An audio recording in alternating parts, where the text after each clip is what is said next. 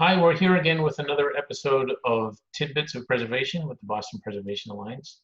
Joining me today are Alicia Leuba, Vice President of the Eastern Region for the Trustees of Preservation, and Ken Turino, who's Manager of Community Partnerships and Resource Development at Historic New England. Hope you're both doing well. So I guess the first logical question is, how are your both organizations faring? Well, we are managing. It's an unusual time for everybody right now. I think there's no roadmap for what we're doing. So we are, addressing the situation as it comes. At the Trustees, we've got 118 properties across the Commonwealth that about 2 million people a year like to come visit. And so we've been through, I would say, a little bit of a journey in determining the best way to manage our properties at a time when we're trying to ensure safety. So one of our priorities is encouraging people to stay close to their homes while still getting out and being able to enjoy those open places and open spaces that are available to them.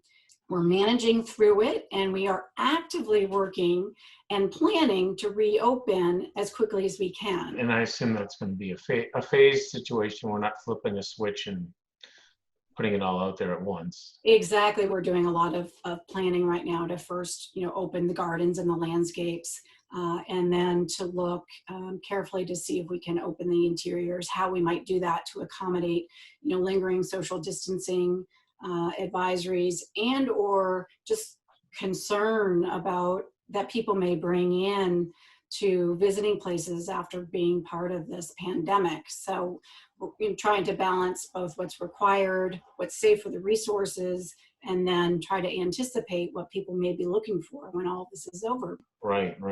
Well, Ken, same question to you, but I'll modify it a bit. I think Alicia's, the end of her response sort of leads into the logical question of, not only how are you managing, but how are you perceiving how your properties and sites can help us as we unwind from this? So we have 37 historic sites throughout all of the New England states. We have an office in Vermont. We also, like the Trustees, have landscapes and our historic houses and other types of buildings.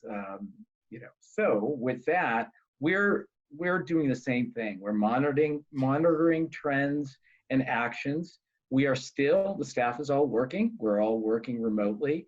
We are checking on our buildings, which obviously of most importance, as well as the animals, because we have working farms there.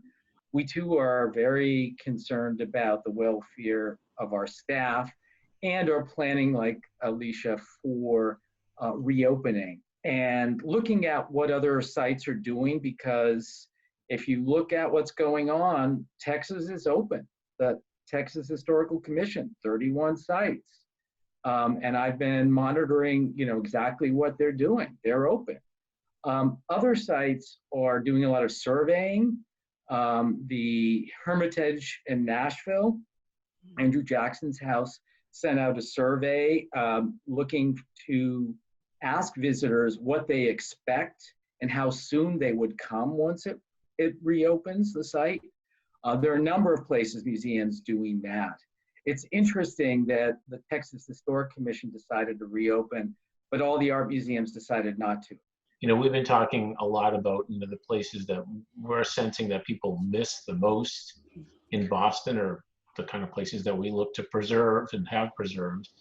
So, what kind of role do you think these historic sites, landscapes are going to play as people start to unwind from being boxed up at home? We're going to do a phased opening, and I think the sites that are going to open first, and this is true of a lot of organizations I've been looking at, not just here, but across the country, are going to be those with large landscapes that can allow people to spread out, and then our larger buildings that can, again, accommodate that.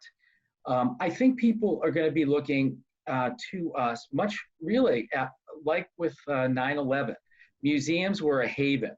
I think that we offer more than just history. I think that we can offer something that really speaks to people's spirit. And I know, Alicia, this can lead into your spirit of place that the trustees do. And I think our landscapes will be particularly important to that. You know, people are really getting eager to get out and to connect. And historic places, our historic main streets, our downtowns, they are places that people really often find connection and grounding in either who they are or what they care about. And I expect that that's going to continue and probably increase as people can come back to what's the new normal. A lot of places are now looking at having people buy their tickets timed and online, limiting the numbers, requiring masks for staff. And in Texas, they're encouraging the visitors to wear them. They're not required.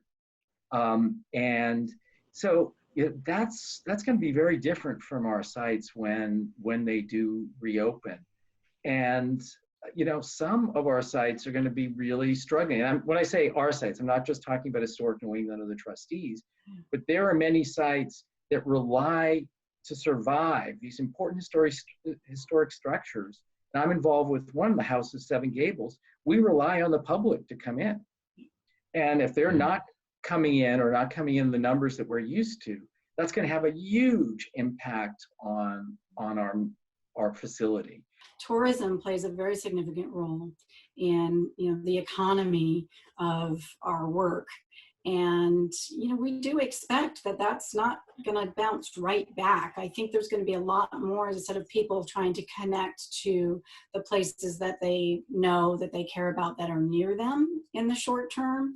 And it might take a little time for us to rebound to drawing the numbers or people from a distance as we once were. So that's going to be something that, I think all of us are going to have to, modulate both our offerings and how we're functioning for quite some time. I'm curious if there are any of your sites, or you both have collections related to your sites, that seem particularly relevant or resonant, whether there are sites that were impacted in 1918 and suddenly we are back again, or there's a medical history or some other connection. So the trustees, founded in 1891, we were around during the Spanish flu in 1918. So we've actually, as we have been managing through the situation, have gone back to our archives. Appleton Farms, for example, in Ipswich, which in 1918, the town of Ipswich actually had influenza tents set up around town. And of course, many of our men were out for World War I, away from home. And so the farmettes came into play. And so Appleton Farms was actually staffed by the farmettes at the time, which was, very common across the country. So this has been really fun for us to begin to learn about the women who played such an important role. I'm curious if you have any thoughts. We all have I think a similar background, that we've done our share of research and looked at various historic people and through monumental events, and you're always in the back of your head thinking, what did they think to be involved in this big event? Well, here we are all involved in this big event, and you realize it kind of creeps up on you, and suddenly you realize you're in the middle of it. And I know Mass Historical Society is doing an interesting program encouraging people to journal and send in photographs and things like that, now that we realized we're in the middle of it. But I'm curious your thoughts, or what your organizations may or may not be doing. Again, I've been watching what people are doing in the field, and a lot of museums. And remember, Historic New England, we're more than just our 37 historic properties. We collect broader than that. We have our library and archives, which collects up to the present day. So we have been developing a form to collect people's journals, oral histories of their experiences. I think that's of the utmost importance. And I've been watching what the Smithsonian does. They have a team that goes out and collects things as soon as things go on. And I've been passing that on to those articles and on to our staff. And I see, and I know our curators are thinking about what things that they might take into the collection. Our opportunity is really around story. and collecting those stories, and how our properties and our mission, which at the Trustees is both land conservation and historic preservation and agriculture, really, and how that's had an impact on people's lives during this time, capturing those stories so we can understand both the impact that we've had and the relevance of our work to other people. So it is some of reflecting and collecting, but it's also understanding the relevance and the impact that we're having during this time, and how we might be better at it should there be a next time. This is obviously a story that continues to unfold, but I'm glad we have great people like you and the staffs of Historic New England and the trustees taking care of these wonderful properties, and that you have enough strength, I hope, to ride the wave of this craziness and provide an opportunity, hopefully before too long, for people to reconnect with these places. For this issue of Tidbits of Preservation, not from the courtyard of the Boston Public Library. Thanks both of you for joining us, and I'm Greg Gaylor, and we'll see you all next time.